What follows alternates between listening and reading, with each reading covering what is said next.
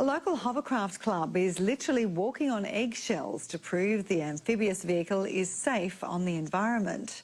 The unusual experiment was part of a bid to lift tough restrictions on where recreational hovercraft can travel in marine parks. Getting into gear and lifting off the ground, this hovercraft pilot carefully sets off and drives straight over a clutch of eggs.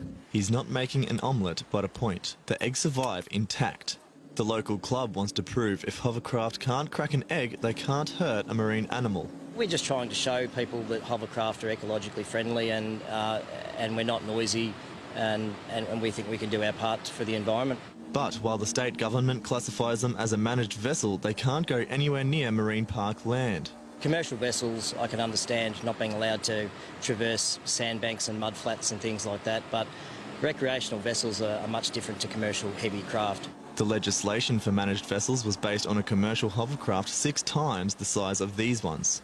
So I suppose the analogy is that they took a semi-trailer which runs constantly over the same route and based the legislation for a mini miner on what the response that they got. Eugene Zanazin says regular boats pose more risk to the environment than a small hovercraft. We can fly over the top of a dugong and they wouldn't even know that we were there except the shadow that went over the top. The group are even using their amphibious vehicles to undo the damage already done to beaches. We try regularly to fly along the beach and pick up plastic that could potentially injure turtles.